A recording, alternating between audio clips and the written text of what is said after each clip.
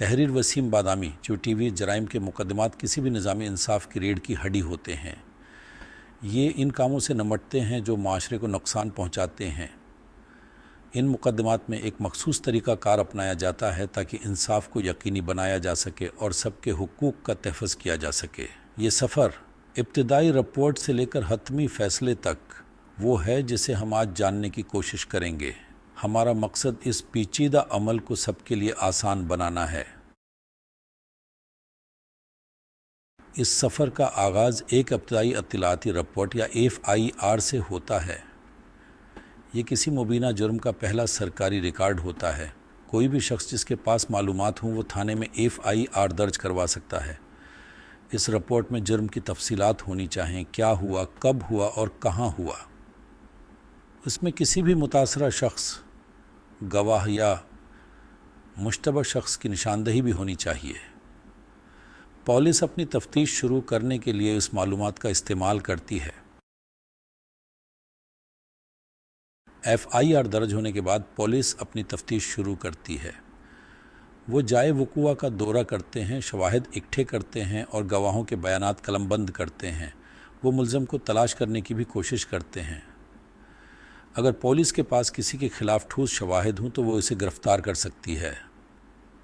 ताहम उन्हें मुल्ज़म के हास और का कुक्का की किस्टी जी सैन फाइन किस केस का दईस फ़ैन की डी फ़ैन के लिए मखसूस तरीका गार्डियन और मखसूस तरीक़ाकार पर अमल करना होगा। जब पुलिस किसी को गिरफ़्तार करती है तो उसे उसके हुकूक से आगाह करना होगा। इन हुकूक में खामोश रहने का हक़, वकील रखने का हक़ और 24 घंटे के अंदर मजिस्ट्रेट के सामने पेश होने का हक़ शामिल हैं। उसके बाद मजिस्ट्रेट फ़ैसला करता है कि मुल्ज़म को हिरासत में रखा जाए, अदालती रिमांड या ज़मानत पर रहा किया जाए। तफ्तीश मुकम्मल करने के बाद पुलिस अदालत में चार्जशीट दायर करती है। ये दस्तावेज़ उनके नताइज का ख़ुलासा पेश करती है और बाज़ाब्ता तौर पर मुल्ज़िम पर इल्ज़ाम आयद करती है। इसमें गवाहों के बयानात, फ़ॉरेंसिक रिपोर्ट्स और जमा किए गए दीगर शवाहिद शामिल होते हैं।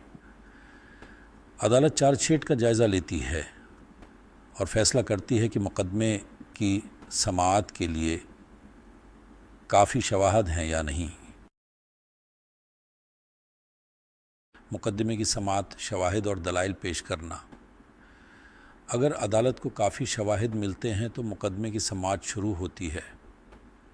दोनों फरीक, इस्तिगासा जो रियासत की नुमाइंदगी करता है और दिफा जो मुल्ज़िम की नुमाइंदगी करता है, अपने अपने दलाइल पेश करते हैं। वो गवाहों को तलब करते हैं, शवाहिद पेशती हैं।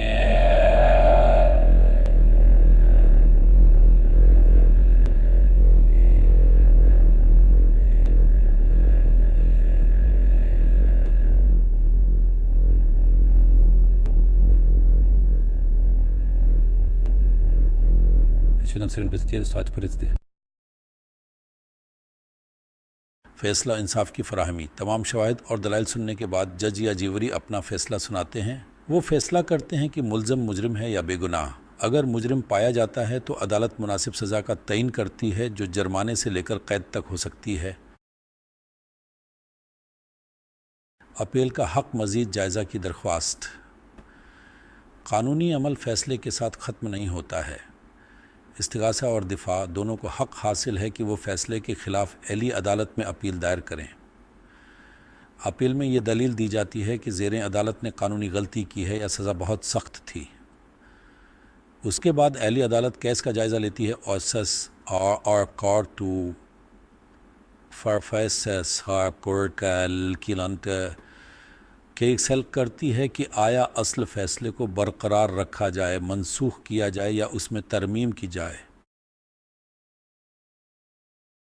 नतीजा कानूनी गलियारों में रहनुमाई। निज़ाम इंसाफ़ी जुर्म अगरचा पेचीदा है का मकसद इंसाफ को यकीनी बनाना और इंसाफ की फ़राहमी है।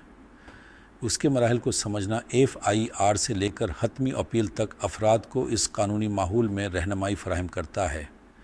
ये कानूनी तकाज़ों की अहमियत और मुलव्वस तमाम फ़रीक़ों के हुकूक पर भी ज़ोर देता है। याद रखें, कानून सबके तहफ़्फ़ुज़ के लिए है, मुतासरा शख्स और मुल्ज़म दोनों के लिए।